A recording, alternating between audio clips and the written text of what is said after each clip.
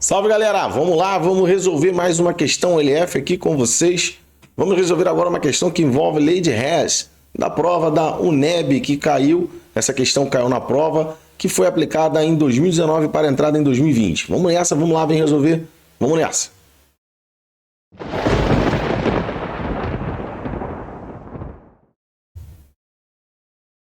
Salve, galerinha! Vamos lá, vamos fazer essa questãozinha aqui que tem um contexto ambiental e depois ele fala para a gente tentar calcular o ΔH de uma reação dando ΔH de outras reações. É o famoso método da lei de Hess. Então vamos lá, o fogo na Amazônia brasileira é responsável pela emissão de grandes quantidades de gases de efeito estufa.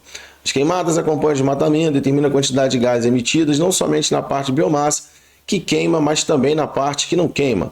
Além da liberação de gás carbônico, são liberados gases traço como metano, né, que CH4, aqui está faltando, monóxido e óxido nitroso.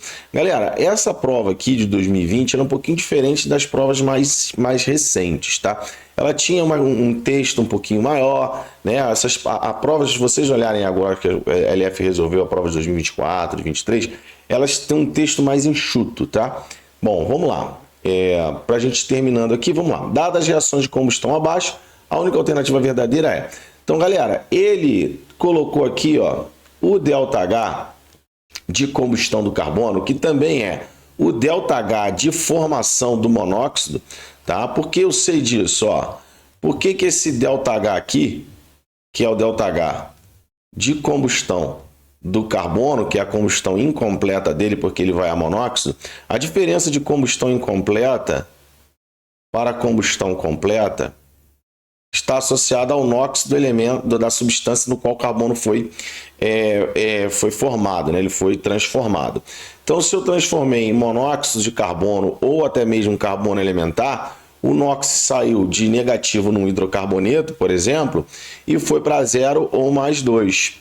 Agora, quando ele gera CO2, ele vai para o estado de oxidação mais elevado, que é mais 4.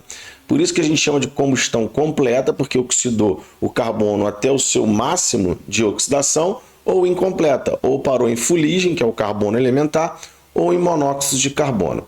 Beleza? Então aqui, esse ΔH de combustão também é o ΔH de formação do monóxido. Por que o ΔH de formação do monóxido, LF? Porque como é a definição de ΔH de formação? ΔH de formação é energia liberada na formação de um modo composto a partir das substâncias simples no estado físico e alotrópico mais estáveis. Então, é o que nós estamos vendo aqui, carbono, né, na forma aqui sólida, que deve com certeza é o grafite. Está no seu estado alotrópico e físico mais estável, 25 graus Celsius em ATM, né, a condição padrão, e o oxigênio, O2, é a forma do elemento oxigênio mais estável, e no estado gasoso é seu estado físico mais estável nessa temperatura, nessa condição que a gente chama de condição padrão. Tá? Então, isso é o ΔH de formação do monóxido.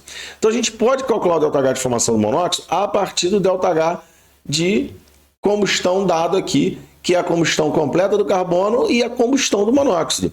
Então, a gente tem aqui, ó, duas reações que a gente pode utilizar. Bom, o que a gente vai fazer, galera? Olha só, como é que a gente trabalha com lei de Hess? Eu tenho uma equação que ela é uma equação que eu preciso calcular, né, o ΔH, e tem dois caminhos. O que a lei de Hess diz? Independente do caminho, a gente vai sempre chegar no mesmo valor de energia.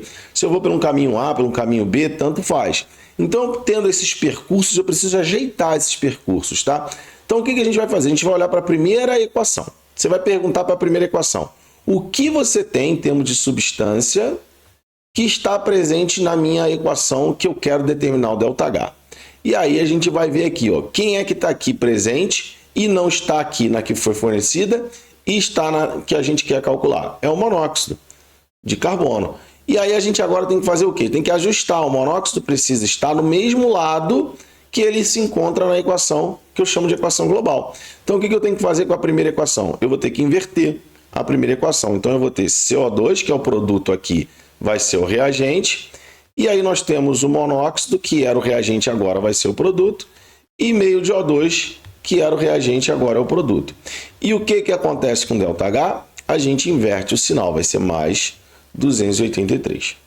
Agora, a equação de baixo, o que nós temos de comum na equação global? O carbono sólido. E eles estão no mesmo lado, na mesma na mesma quantidade estequiométrica. Então, eu só aperto Ctrl+C, Ctrl+V. Então, vou ter carbono sólido mais O2 produzindo dióxido de carbono.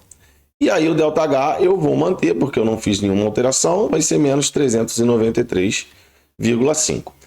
Se eu somo as duas equações, ao somar as duas equações, se eu somar as duas equações, eu encontro a equação global, olha o que vai acontecer. Ó. Lembrando, ó, CO2 está aqui de um lado, aqui está do outro lado. Aqui eu tenho 1 mol de O2. Lá do outro lado eu tenho meio, então vai ser... Opa, deixa eu voltar o O2 aqui, sem querer ele saiu.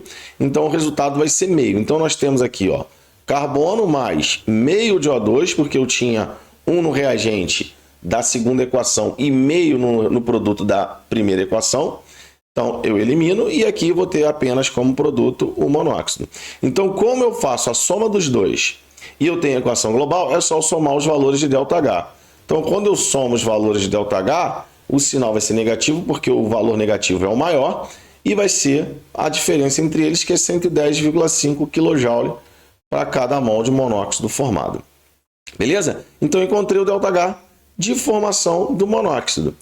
Bom, e aí ele diz assim, ó, a entalpia de reação de formação do monóxido é 676. Não. A entalpia de formação é menos 676. Não.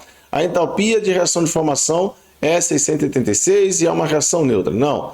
A entalpia de reação de formação do monóxido é menos 110 e é uma reação exotérmica. Sim, está liberando energia, é uma reação exotérmica.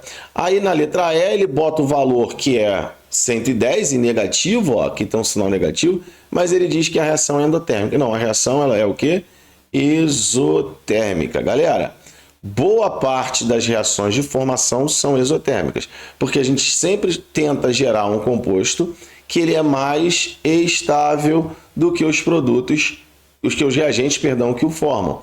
Então, se a gente tem os reagentes com mais energia e os produtos com menos energia, a reação é exotérmica. É sempre LF que o ΔH de formação é negativo? Não, não é sempre, mas é na maioria dos casos. Beleza? Então, LF ensinou para vocês aí um método de Delayed-Hess para cálculo de ΔH de uma reação, galera. Então, vamos lá, vamos para a próxima. O nosso lema é, vamos resolver, vem comigo.